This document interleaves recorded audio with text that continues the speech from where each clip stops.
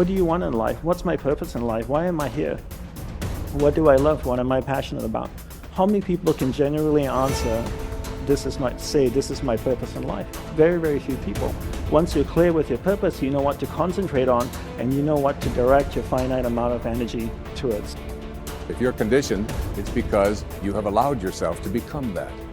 And if we've conditioned ourselves to believe certain kinds of things, and one of the things that we kind of believe and hang on to and live with is this whole idea that all of the things that happened to me in my past are what are keeping me from doing what I'd like to do today. So we hang on to these things and we fill ourselves with blame. You have some options. Here you are exploring the variety of your environment and coming into alignment with who you really are, and then allowing all of that to flow through you too.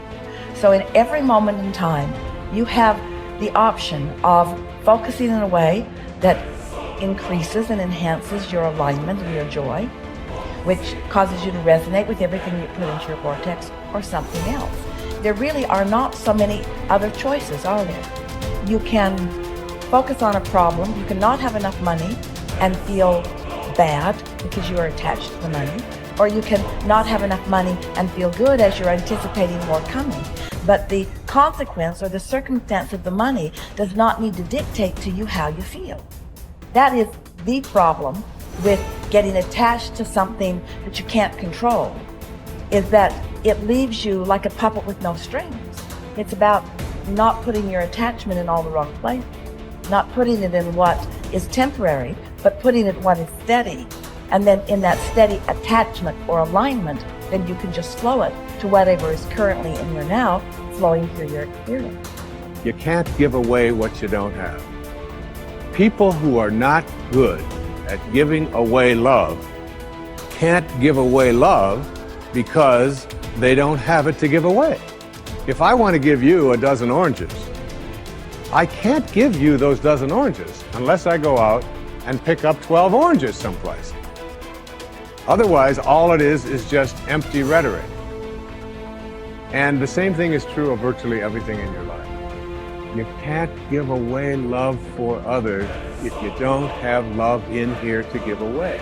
If what you have in here is contempt, if what you have in here is anger, if what you have in here is fear, then these are the things you're going to be giving away in your life. Every one of you are drawing a picture with your life. You're the artist. Your hands and your feet are the paintbrushes. And the choices and decisions you're making right now are the paint strokes.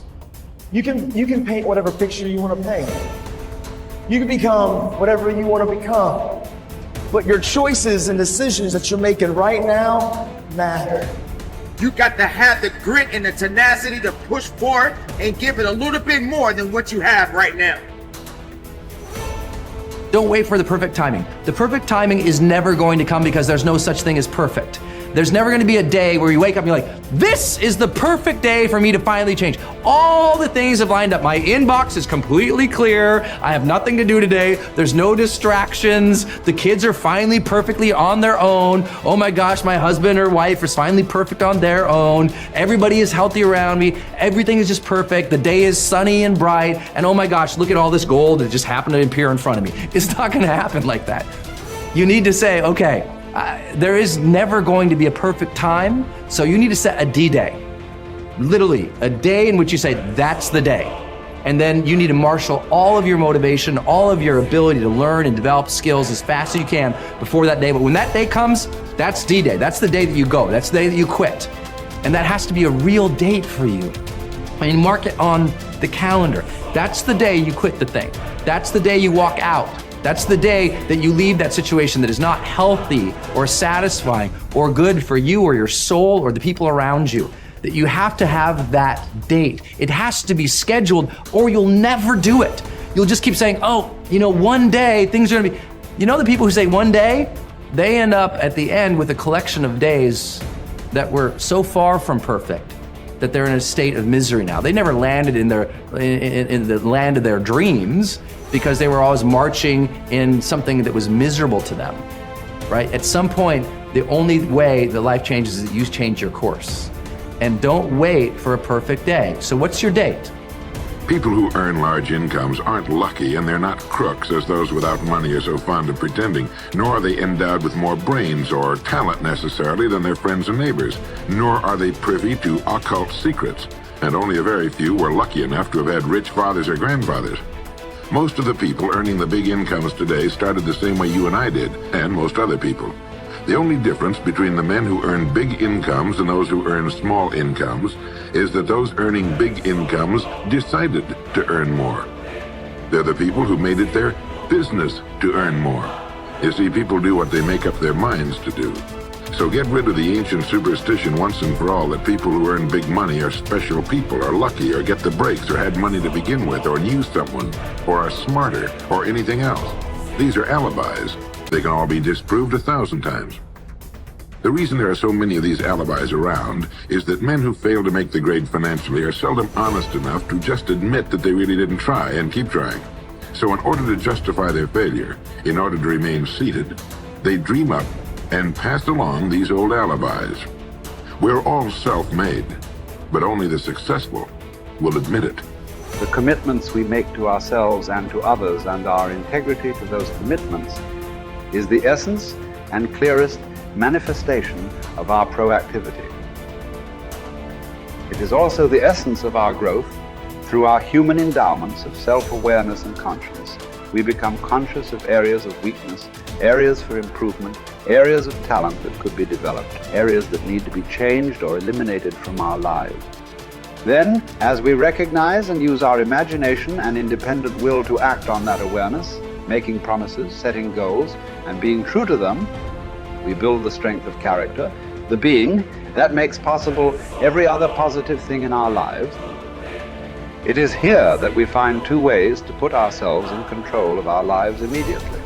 We can make a promise and keep it, or we can set a goal and work to achieve it.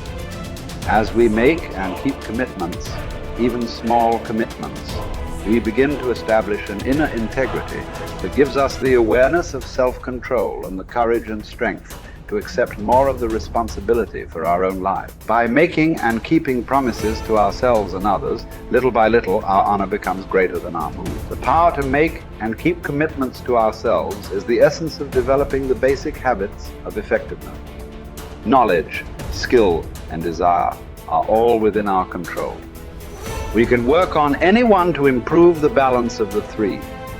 As the area of intersection becomes larger, we more deeply internalize the principles upon which the habits are based and create the strength of character to move us in a balanced way toward increasing effectiveness in our lives. Get stronger. You can develop the muscle. You can develop the courage muscle. You can develop the inspiration muscle. You can develop the dedication muscle. You can get stronger.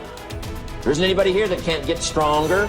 Next time we see you, may not even recognize you. How strong you're going to be able to become in language, in style, and personality, the ability to cope, the ability to handle with anything that happens, no matter what happens. And the third one is get better.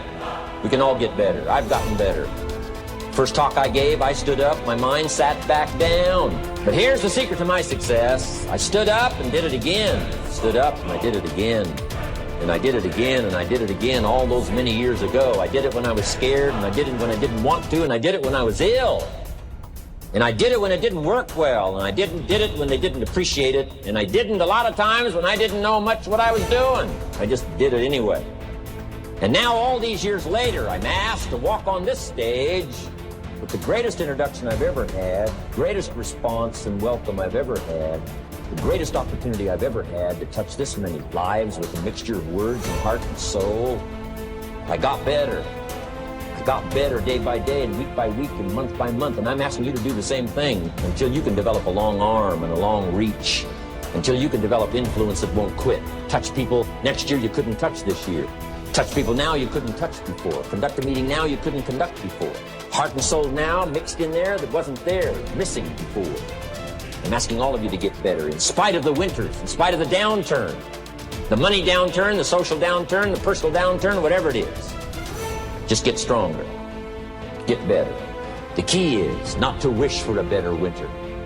The key is to wish for more strength, more wisdom, more courage, get better, get wiser, get stronger.